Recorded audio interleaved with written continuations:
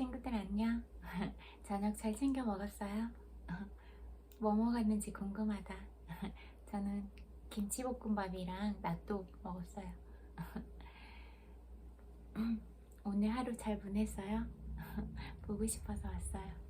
하루가 진짜 금방 가는 것 같아요. 그냥 밥 먹고 조금 쉬었다가 뭐 좀 하고 그러면 진짜 금방 어둑어둑해지는 것 같아. 그래서 그래도 한참 추웠을 때보다는 날씨 좀 풀렸죠. 그래도 겨울이니까 항상 따뜻하게 하고 발 시려우면 수면 양말 같은 거 두꺼운 거 신고 장갑도 잘 끼고 따뜻하게 핫팩 같은 것도 잘 활용하고 하면 좋을 것 같아요. 오늘도 친구들 보고 싶어서 왔어요. 그리고 늘 이야기하지만 그냥 친구들은 뭐 어떤 모습을 하고 있어도 그냥 존재 자체로 예쁘고 사랑스럽다 이렇게 생각해요. 뭐 내가 누구랑 다른 점이 있다고 하더라도 그 다른 점은 그냥 친구들 각자가 가진 그런 특별함이지 비교가 되는 그런 대상은 아니다 그렇게 생각해요. 다른 사람이 어떤 부분을 잘하는 면이 있잖아요. 근데 친구들은 또 친구들이 다른 사람보다 훨씬 잘하는 면이 있어요. 예를 들면 목소리에 다른 사람이 흉내낼 수 없는 어떤 그런 특색이 있다던가 또 그런 목소리나 그런 것들을 이렇게 깊은 데서 끌어내서 영혼을 위로하거나 진짜 너무 잘 불러서 막 온몸에 전율이 느껴지거나 그런 기분을 느낄 때가 있거든요. 진짜 막 소름 끼친다 이럴 때 나쁜 의미의 소름 말고 너무 감동적인 그런 소름 있잖아요. 그냥 딱 몸이 반응하는 그런 감각적인 소름 그런 걸 느낄 때도 있어요. 그러면 그거는 진짜 특별한 재능인 거잖아요. 그리고 또 내가 다른 사람이 갖지 못한 어떤 감성을 가지고 있어. 그것도 진짜 매력적인 거고 자산이라고 생각하거든요. 그리고 또 그림을 잘 그리거나 그런 것도 진짜 재능이잖아요. 그러니까 그리고 다른 어떤 친구들은 또 공부나 그런 것들을 해서 그럴 수도 있고, 그러니까 두각을 나타내는 분야는 한 사람 한 사람이 다 다르니까 그냥 자기가 가진 재능이나 특별함들에 더 집중을 하고 그러면 좋을 것 같아요. 우리가 다 다른데 그렇게 다른 만큼 다 각자 다양한 매력들이 있다 이렇게 생각하거든요. 그러니까 친구들은 그냥 존재 자체로 너무 특별한 사람들이다. 그리고 그런 특별함들이 많이 있을 때 또 각각 다양한 빛을 낼 수 있고 그런 것들이 더 아름다운 것 같다. 이런 생각을 이야기하고 싶었어요. 이어서 책 읽어드릴게요.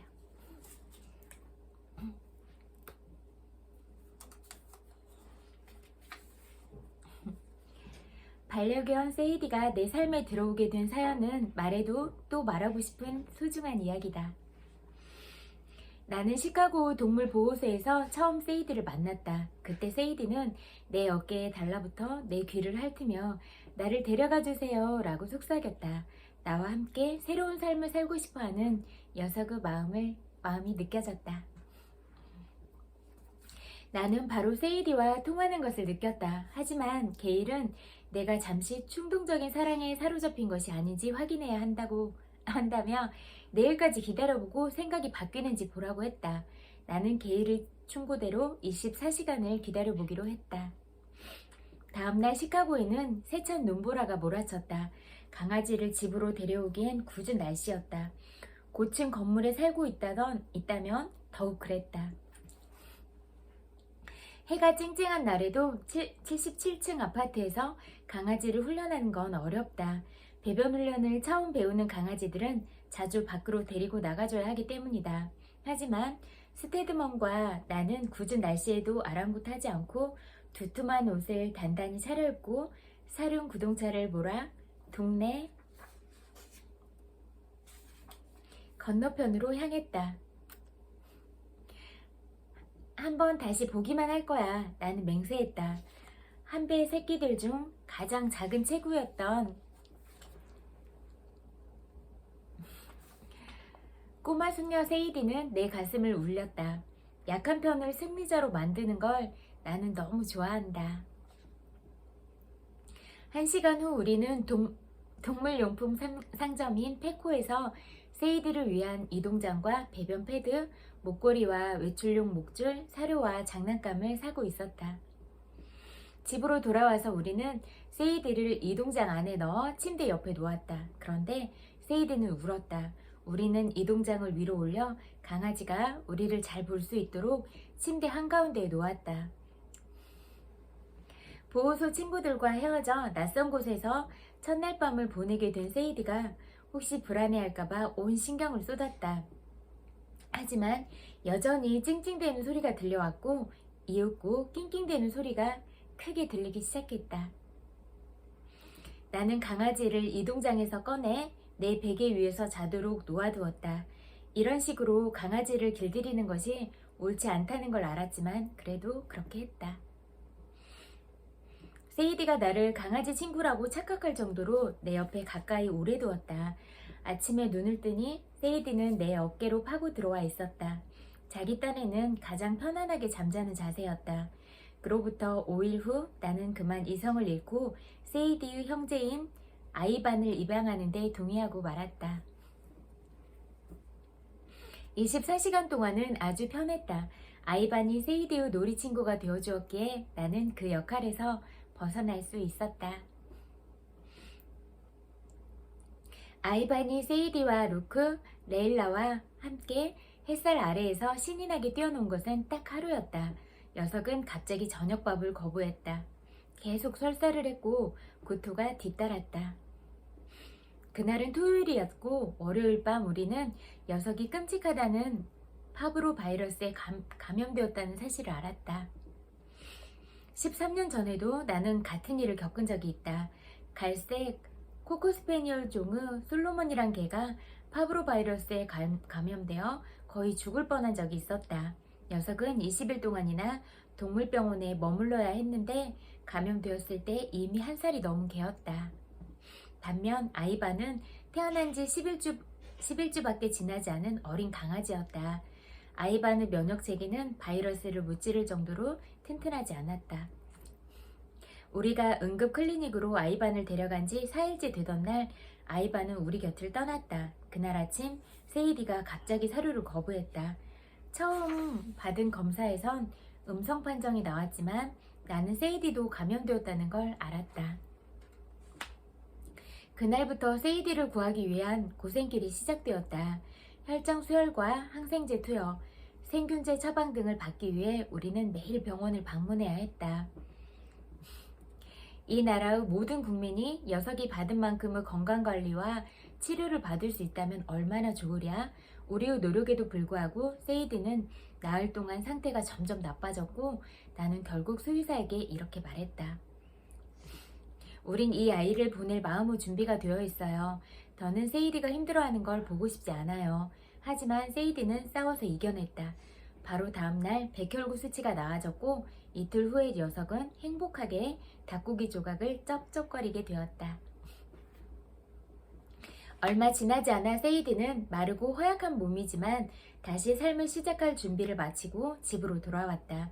그리고 완전히 회복했다. 세이디와 아이반이 병원 신세를 지는 동안 나는 걱정에 쌓여 거의 잠을 이루지 못했다. 마치 가족이 아픈 것 같았다. 그렇게 나는 반려동물이 우리의 삶에서 어떤 의미를 지니는지를 알게 되었다. 반려동물을 키우며 우리는 조건 없는 사랑을 배운다. 그리고 그 사랑은 다시 돌아온다. 애틋하고 순수한 사랑, 그만한 것이 또 있으랴. 강아지들도 어리면 진짜 그런 병에 많이 걸리는 것 같아요. 저도 어렸을 때 코카스파니엘 키웠는데 걔도 이렇게 비슷한 병에 걸려가지고 한 마리는 죽고 그랬어요. 코카스파니엘이 그렇게 크게 되는 강아지인지 몰랐어. 너무 어릴 때 막 털도 귀엽게 깎아지고 그래가지고. 근데 엄청 크는 개더라고요. 아무튼 생각이 났어요. 이렇게 우리가 진짜 동물들 키우잖아요. 그러면 막 키우다가 중간에 버리거나 그런 경우도 많잖아요. 그런데 끝까지 책임감을 가지고 키우는 게 진짜 중요할 것 같아요. 동물들 세상에는 우리가 다잖아요. 우리가 전부인데 우리가 그렇게 버려두고 가거나 책임을 지지 않으면 하염없이 기다리잖아요. 길거리에 나와서 기다리고 그러다가 들개가 되고 그러잖아요. 그러면 뭐 고양이도 그런 경우들도 있고 그러면 동물들 생각 세상에서 너무 슬플 것 같아. 그래서 우리가 어떤 일에서든지 책임감을 가지고 가는 건 중요한 것 같다. 이런 생각이 들어요. 그리고 저도 강아지를 엄청 좋아해서 이렇게 키우는데 똑같아요. 그냥 말만 못하지 우리가 느끼는 감정 뭐 질투하고 화나고 뭐 그런 것들은 다 느끼고 표현하고 그러는 것 같아요. 그리고 얼굴 보면 눈빛에서도 다 있어요. 표정이 말하고 싶은 거 이런 것들 자기도 화나면 화난다고 이렇게 울부짖거나 그렇게 표현을 하기도 하고 또 진짜 애기 같은 그런 소리를 내서 표현을 할 때도 있고 다 다른 것 같아요. 그러니까 좀 세심하게 관심을 기울여 보고 그러면 그런 것들은 좀 구분을 할 수가 있는 것 같아요. 그래서 그런데 우리 사람들은 또 얼마나 그러겠어요. 다 영성이 있는데. 그래서 진짜 우리가 우리 존재 자체도 소중하게 생각하지만 우리 주변에 있는 사람들을 정말 소중하게 생각하고 사랑스럽게 대하고 늘 존중하는 마음을 가지고 늘 지켜주고 보호해 주려고 하는 그런 마음가짐을 가지면 좋겠다. 그리고 또 정말 사랑스러운 친구들이 어딜 가나 존중받고 보호받았으면 좋겠다. 늘 그런 마음인 것 같아요.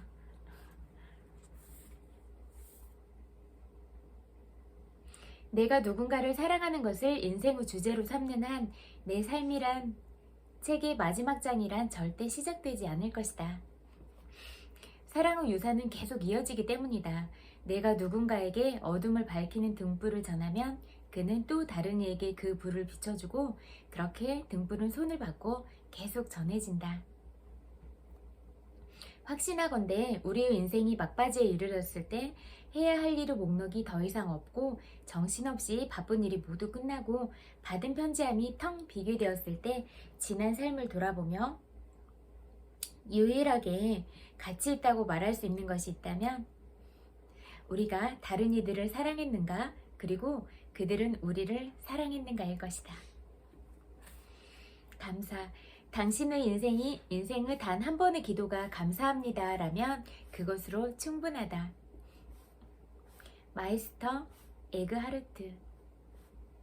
독일 신비주의 대표적 사상가래요. 여러 해 동안 나는 감사하며 살아가는 것의 힘과 즐거움을 옹호해왔다. 10년 동안 빼놓지 않고 감사의 길을 썼고 내가 아는 모든 이에게도 그렇게 하기를 권유했다. 그런데 너무 바빠지면서 나는 몰려오는 일에 정신을 차릴 수가 없었다. 여전히 일기장을 펼치는 날도 있었지만 매일 5개씩 감사했던 일을 적던 습관은 점점 느슨해지기 시작했다. 1996년 10월 12일의 감사일기에 나는 이렇게 적었다. 1. 나를 시원하게 감싸주는 부드러운 바람을 받으며 플로리다의 피셔섬 주위를 달린 것. 2. 햇빛을 받으며 벤치에 앉아 차가운 멜론을 먹은 것. 3. 머리가 엄청나게 큰 남자와 소개팅을 한 게일과 신이 나서 오랫동안 수다를 떤 것. 4. 콘에 담긴 셔벗 너무나 달콤해서 손가락까지 핥아먹음. 귀엽다. 5. 마야 안젤로가 새로 쓴 시를 전화로 들려주신 것. 2해 전 나는 우연히 이 일기를 보게 되었고 어째서 내가 더는 단순한 순간의 기쁨을 느끼지 못하게 된 걸까 의아해졌다. 1996년 이후로 나는 더 많은 부와 더 많은 일, 더 많은 재산 목록을 쌓아왔다.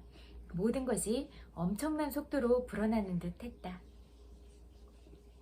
나의 행복만 제외한다면 말이다. 어째서 이렇게 수많은 선택권과 기회를 가진 내가 기쁨을 느낄 시간이 조금도 없는 사람들 틈에 끼게 된 걸까? 나는 이것저것에 신경을 쓰느라 어떤 것도 제대로 느끼지 못하는 상태에 이르렀다. 늘 무언가를 하느라 너무 바빴다. 하지만 솔직히 말하면 그건 핑계일 뿐이다. 사실 나는 1996년에도 바빴다. 차이가 있다면 그때는 감사하며 살아가는 것을 매일 수행해야 할 중요한 일로 여겼다는 것 뿐이다. 하루를 보내면서 나는 늘 감사해야 할 일을 찾았고 그러면 어김없이 감사할 것이 나타났다. 때때로 우리는 산을 오를 때 힘든 것에만 주목한 나머지 오를 산이 있다는 사실에는 감사할 생각을 잊는다. 내 삶은 여전히 미친 듯이 바쁘다. 하지만 이제는 그런 삶 속에서도 스스로를 지탱할 힘을 가진 것에 끊임없이 감사하고 있다. 그리고 다시 일기를 쓰기 시작했다. 이제는 컴퓨터를 쓴다. 감사해야 할 순간을 만날 때마다 나는 메모를 한다. 내가 확실히 아는 것이 있다면, 만약 당신이 당신 앞에 나타나는 모든 것을 감사히 여긴다면 당신의 세계가 완전히 변할 거라는 점이다. 가지지 못한 것 대신 내가 이미 가지고 있는 것들에 초점을 맞춘다면 당신은 자신을 위해 더 좋은 에너지를 내뿜고 만들어낼 수 있다. 확신하건대 매일 짧게나마 짬을 내어 감사한다면 크게 감탄할 만한 결과를 맛보게 될 것이다. 고맙다고 말해요. 여러 해 전 마야 안젤로가 한 말은 내 삶을 송두리째 바꿔놓았다. 그날 나는 마야와 전화통화를 하고 있었다. 문을 닫고 화장실 안에 들어가 변기 뚜껑 위에 앉아서 정신줄을 놓았다고 할 정도로 주체할 수 없이 흐느끼고 있었다. 그 정도만 해요. 마야가 꾸짖었다. 지금 당장 울음을 그치고 고맙다고 말해요. 하지만 선생님은 이해 못하세요. 나는 흑흑거리며 울었다. 내가 대체 무엇 때문에 그렇게 넋이 나갔던 건지 지금은 알 수 없다. 마야가 이 말을 들으면 그것 봐요. 내가 그랬잖아요. 하고 말하리라. 이해해요. 하지만 오프라 그 말을 하는 걸 듣고 싶어요. 큰 소리로 말해봐요. 고맙습니다. 라고 해봐요. 머뭇거리며 나는 그 말을 따라했다. 고맙습니다. 그리고 조금 더 훌쩍거렸다. 하지만 내가 왜 고맙다고 말하는 건가요? 마야가 대답했다. 오프라가 고맙다고 하는 이유는 당신의 믿음이 너무나 강해서 어떤 문제에 부딪혀도 해치고 나갈 거라는 걸 의심하지 않기 때문이에요. 태풍 후 눈 안에 갇혀도 신께서 구름 안에 무지개를 넣어 놓았다는 걸 알기 때문에 고맙다고 하는 거예요. 어떤 문제가 생겨도 만물의 창조주에게 필적하지 못한다는 걸 당신이 알기 때문에 고맙다고 하는 거예요. 자, 다시 말해봐요. 고맙습니다. 그래서 난 다시 말했다. 그리고 지금도 그렇게 말한다. 항상 감사한 마음을 가지기는 쉽지 않다. 하지만 당신이 가장 덜 감사할 때가 바로 감사함이 가져다 줄 선물을 가장 필요로 할 때다. 감사하게 되면 내가 처한 상황을 객관적으로 멀리서 바라보게 된다. 그뿐만 아니라 어떤 상황이라도 바꿀 수 있다. 감사한 마음을 가지면 당신의 주파수가 변하고 부정적 에너지가 긍정적 에너지로 바뀐다. 감사하는 것이야말로 당신의 일상을 바꿀 수 있는 가장 빠르고 쉬우며 강력한 방법이라고 나는 확신한다. 우리의 자아는 나를 타인과 분리된 존재라고 생각한다. 우리가 감사함을 느끼기 위해서는 그러한 자아가 뒤로 물러서야 한다. 그러면 그 빈자리에 한층 깊어진 연민과 이해심이 서게 되고 우리는 답답한 상황에서도 감사하기를 선택하게 된다. 그리고 감사의 마음을 느끼면 느낄수록 감사해야 할 일이 더 많아진다. 감사함은 이렇게 우리에게 선물을 가져다 준다. 마야는 옳았다. 지금 어떤 일을 겪고 있든 당신은 어떻게든 헤쳐나갈 것이고 힘든 순간은 지나갈 것이다. 그러나 지금 고맙습니다 라고 말하자. 무지개가 뜰 거라는 걸 당신은 알고 있으니까. 이 책은 여기까지 읽고 또 잠재의식에 관한 책 읽어드릴게요. 친구들이 이미 가지고 있는 것들에 대해서 늘 감사하는 마음을 갖고 매 순간마다 고맙다고 그렇게 말을 하기 시작하면 그런 것들이 습관이 되고 정말 그런 말들로 인해서 마음이 사랑으로 가득 차고 풍요로운 생각들로 가득 찬다면 친구들 마음 안에 있는 그런 사랑들로 늘 행복한 마음을 느낄 수 있을 거라고 생각해요. 그리고 친구들은 그냥 늘 반짝반짝 빛을 낼 수 있는 그런 사람들이니까 그렇게 웃고 늘 감사하고 그러면 더 많은 빛들이 친구들을 항상 밝혀줄 거라고 생각해요.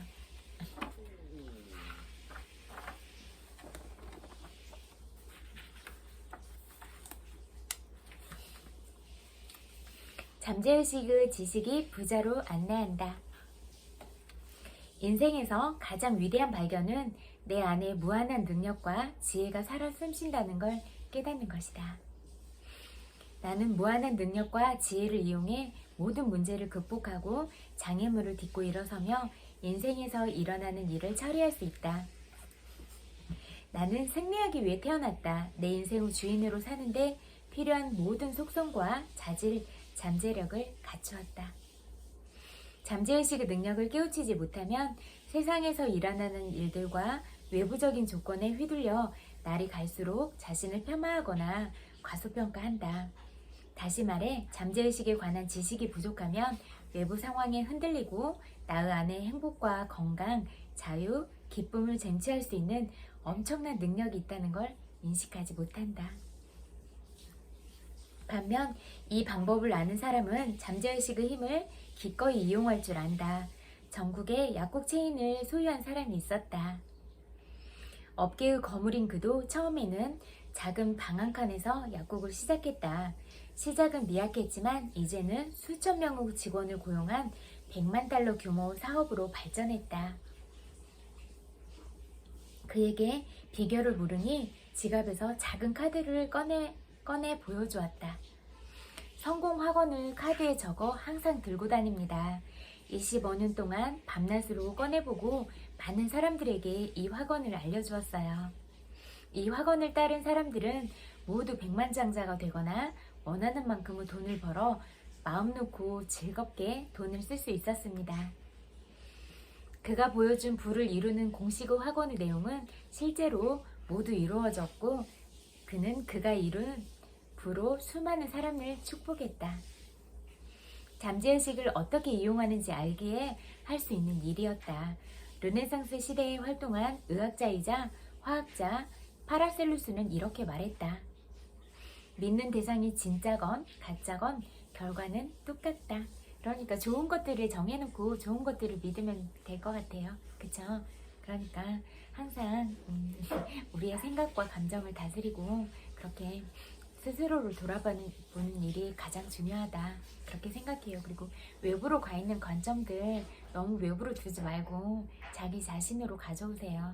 그래서 늘 자기를 닫고 이렇게 마음그릇을 키우고 또 그런 자기 예쁜 단어, 사랑스러운 단어들을 더 많이 사용하고 이렇게 또 자기 배울 거리들 이런 것들을 배우고 그러는데 스스로를 채워가는 시간으로 만들면 친구들의 지적 재산권이 더 확대되고 영역이 넓어지면 그만큼 친구들이 더 행복할 것 같다. 그런 생각이 들어요.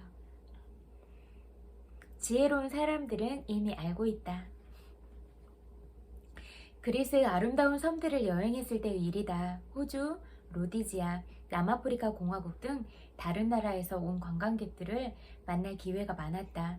놀랐던 점은 사업가나 전문직에 종사하는 사람들이 마음의 법칙에 관해 잘 알고 있다는 것이었다. 자기 자신과 높은 자아를 일치시킨다는 공통점이 있었다. 몇몇은 다음과 같이 말했다. 무한한 지성을 사장님이라고 생각하고 일을 어떻게 진행해야 하는지 알려달라고 부탁드렸습니다. 적절한 인재를 보내주고 제품을 제조, 판매, 유통할 방법을 알려달라고 요구했습니다. 진정한 자아가 알려준 방법을 따랐더니 성공과 성취가 절로 따라오던데요. 건축업자, 설계사, 엔지니어, 회사 중역, 광산 소장 등 성공한 사람들의 직업은 다양했다. 그들은 높은 자아를 삶의 좋은 자이자 상담가로 활용했다. 그랬더니 자신이 품은 꿈보다 더 원대하게 반영했다. 내 안에 있는 지혜와 힘을 인지하지 못하고 사용하지 못한다면 그 지혜와 힘은 없는 것과 다를 바 없다. 우리가 하루에도 진짜 수만 가지 생각들을 하잖아요. 그런데 그 생각들이 우리의 주인은 아니잖아요. 왜냐하면 이 말에 대해서 생각을 해봤다면 알 수도 있을 것 같은데, 이렇게 내가 어떤 생각을 하고 있을 때 내가 이런 생각을 하고 있어 라고 지켜보는 또 다른 내가 있잖아요. 그래서 그런 생각들을 좋은 방향으로 이끌어서 갈 수도 있잖아요. 뭐 수많은 생각들이 마구잡이로 막 그렇게 일어나는데, 그런 것들을 다 우리 자신이라고 생각하고 생각대로 살아간다면 진짜 혼란스러운 세상을 살아가게 될 것 같아요. 그래서 뭐 이성적인 판단도 필요하고 그런 뭐 감정적인 부분이나 뭐 본능적인 부분도 있지만, 때에 따라서는 이렇게 이성으로 판단하면서 상황에 맞게 그렇게 적절한 방향들을 찾아가고 그럴 수가 있는 거잖아요.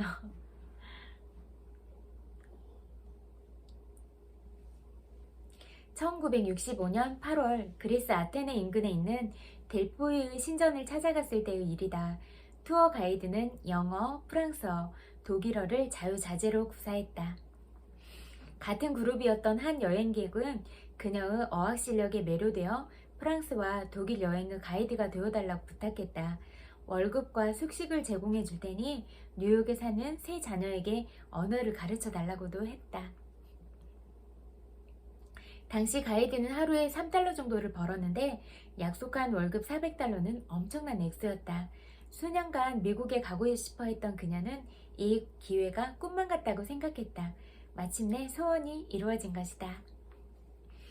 이 여성의 이야기의 흥미로운 점은 매일 빠지지 않고 돈을 더 벌고 미국으로 가는 상상과 확언을 꾸준히 했다는 것이다. 맹목적인 믿음이나 신념이 잠재의식을 움직여 특별한 대답을 내놓은 게 틀림없다. 지식은 부문을 연다. 그리스 아폴론 신전을 방문했을 때의 일이다.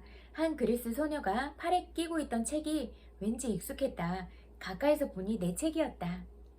내가 그 책을 썼다고 말하자 소녀는 쉴 새 없이 질문을 던졌다. 소녀는 미국에 가고 싶어 했다. 뉴욕에 사는 언니가 병에 걸려 몇 년 동안 투병이 필요한 상황이라 언니를 간호하면서 사업을 도와주기 위해 뉴욕으로 가야 한다고 말이다. 하지만 문제가 생겼다. 아테네 미국 대사관의 대기자 명단이 너무 긴 나머지 미국에 이민을 가려면 몇 년은 기다려야 했던 것이다. 책에 나온 모든 기법을 써봤고 다 응답을 받았어요. 하지만 미국에 이민 가는 건 잘 안 되네요. 소녀는 포기하지 않았다. 원하는 목표를 향하는 길을 여는 확언을 매일 반복했다. 무한한 지성은 영적인 질서에 따라 미국에 이민 갈 수 있는 길을 열어줍니다. 사람들이 말도 안 된다고 고개를 저을 때 저는 분명히 길이 있다고 생각합니다. 나는 뉴욕에 있는 오랜 친구에게 편지를 썼다. 똑똑한 변호사이자 잠재의식의 힘을 믿는 사람이었다. 나는 친구에게 그리스 소녀의 사정을 설명했다.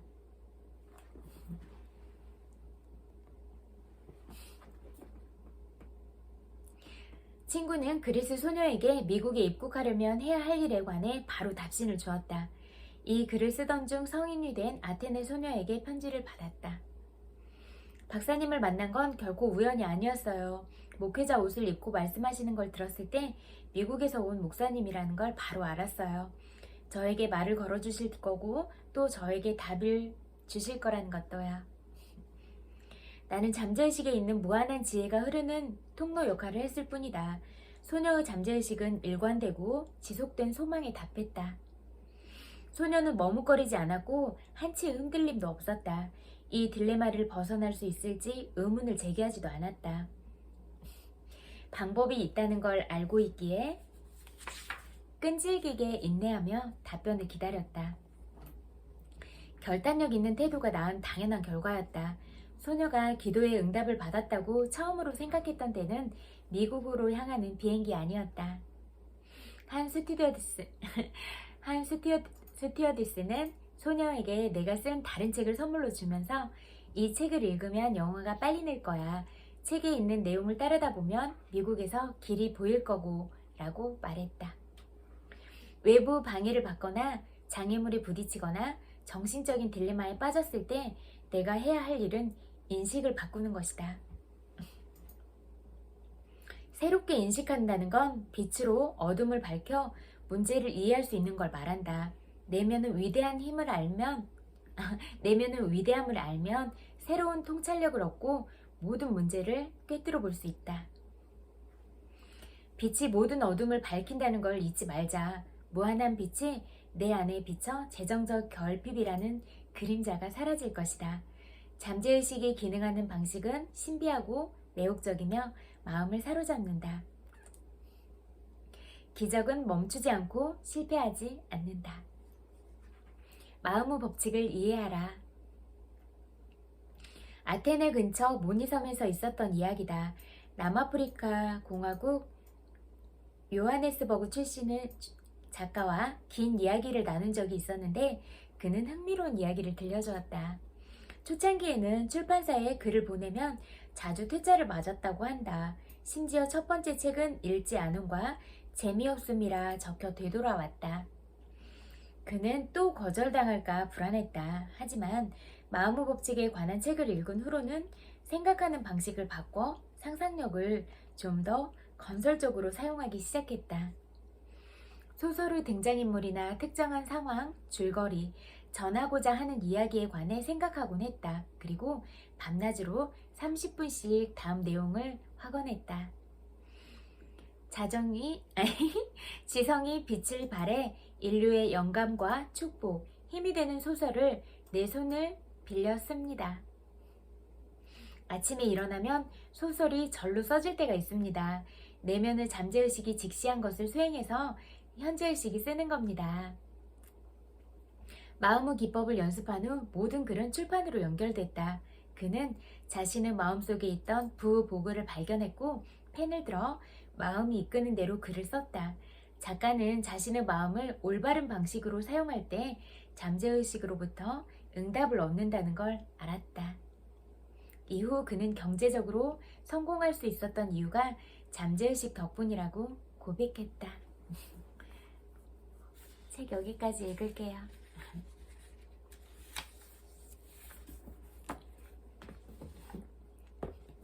제 이야기 들어주셔서 너무너무 감사해요. 그리고 오늘도 친구도 엄청 많이 보고 싶어서 왔고 100만 번 볼뽀뽀 보내드릴게요. 엄청 많이 사랑해요. 그리고 오늘도 친구들이 보낸 하루가 어떤 하루였을지라도 오늘 하루 잘 보낸 친구들 잘 보냈다고 마음으로 위로해드리고 싶어요. 토닥토닥 마음으로 안아드릴게요. 그리고 잘 때 편안하게 잘 자고 어떤 일이 있었을지라도 크게 한바탕 웃어버리거나 훌훌 다 털어버리고 좋은 생각, 좋은 기분으로 잠들었으면 좋겠어요. 늘 좋은 생각과 좋은 것들이 더 좋은 감정들이 더 좋은 결과를 불러들이니까 그렇게 늘 자기 기분을 다스리려고 하고 잠깐씩 안 좋은 생각이나 그런 것들이 들 때면 좋은 음악을 기분 전환되는 신나는 음악을 듣거나 아니면 따뜻한 물로 샤워를 하거나 아니면 자기가 좋아하는 소소한 것들을 하고 또 자기 어떤 호흡이나 호흡 명상 이런 것들도 있잖아요. 그런 것들이나 그런 감각에 집중하는 그런 시간도 갖고 아니면 요즘에 엄청 예쁜 영상들 많잖아요.